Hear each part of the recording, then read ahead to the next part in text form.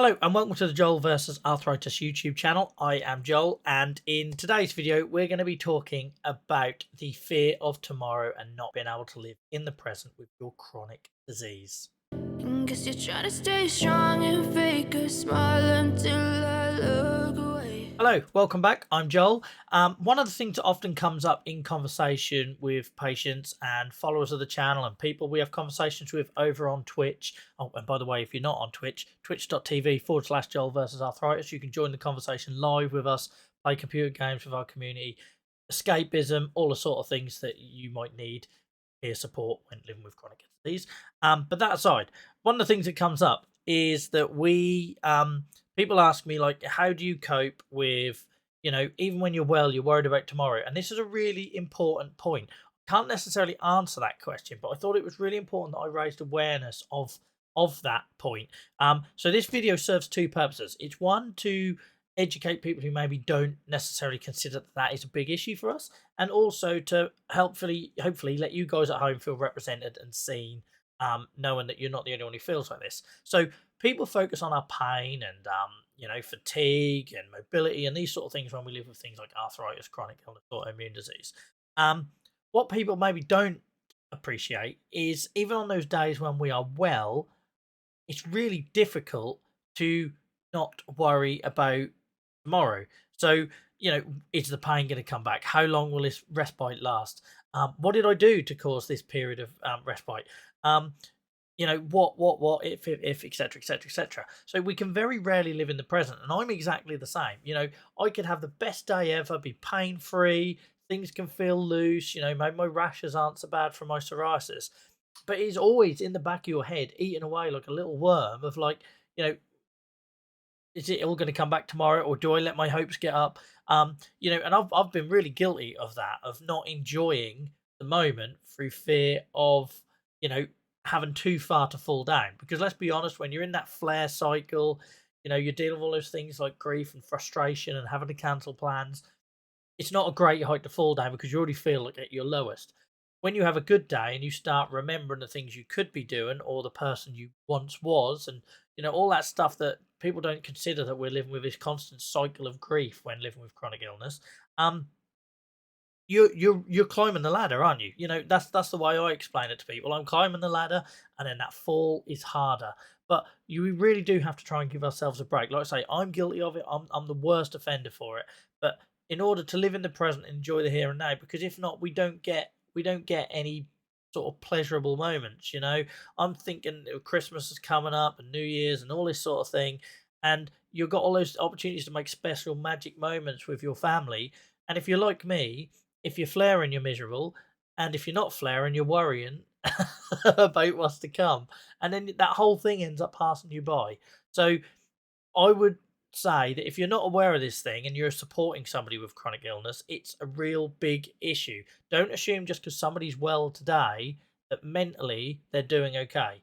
Don't assume because I have no rashes that are visible to you that it's not something that's bothering me, or there isn't stuff going on elsewhere that you can't see, but I'm well aware of. It plays on my mind. So if you are supporting somebody with chronic illness, just bear that in mind, that it's what you don't see. And just because somebody is able to walk today and they were on crutches yesterday, it doesn't mean that they're hopping for joy like Charlie out of Willy Wonka's granddad, just because they can walk today, because it is always playing on your mind. And also, no amount, sorry, of good days are going to repay stuff you had to suffer and miss through the bad.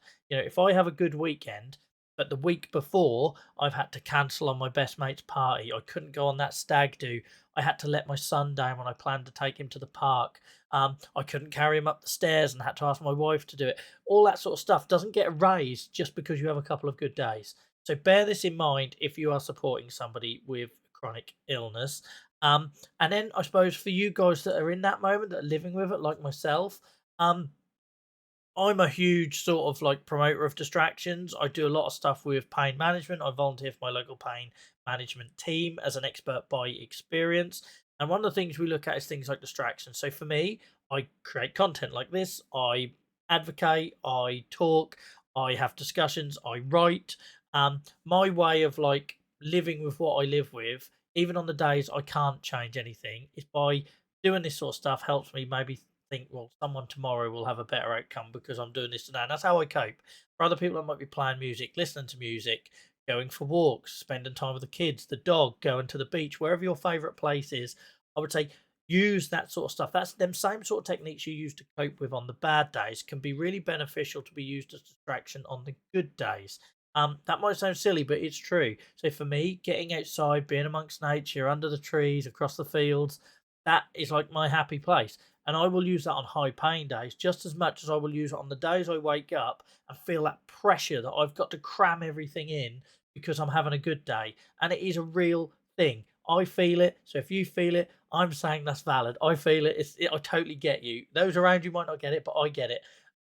You'll wake up, everything's great, and people think you should be hopping for joy because everything's great. But that pressure to get everything done before the next bad day, and pacing's really hard.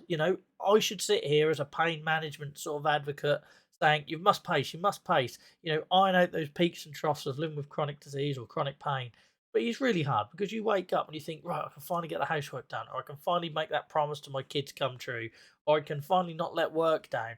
And it's really hard not to pace and to just go hell for leather and boom or bust, they call it. And I do it. I do it all the while, and I totally get it. And I wouldn't blame anyone for doing it, but I should tell you to not do it, um, because you might be able to turn that one good day into three decent days, and that's the thing to remember. Try and flatten that curve.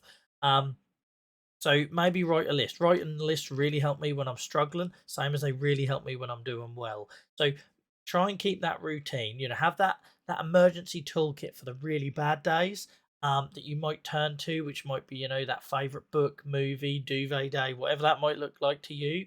But also try and use those same tools and techniques that you do with your long-term condition, disability, and pain to manage and plan appropriately on the good days. So I'm probably going to say that's it for now because I can't tell you how to fix that. I'm really still struggling with that myself on those good days. I just want to go and do everything, go mad, but I'm constantly worried about when the pain returns. So, the purpose of this video is if you're not aware of this and you're supporting somebody with chronic illness, be aware that just because they're well today, it doesn't mean that they're well inside mentally, however you want to phrase it.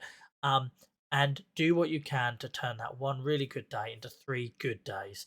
Just drag that out, and then that'll take some of that pressure off your head and off your shoulders to get everything done. And everything's a win, guys. On those days, just try and remember everything's a win. Even if you want to get three things done and you get one thing done, it's probably one thing you wouldn't have got done on the bad days. So try and bear that in mind. And I'm going to end by saying, be kind. I'm the worst for it. I'm absolutely the worst for it. But be kind to yourself. Thanks, guys. Bye bye.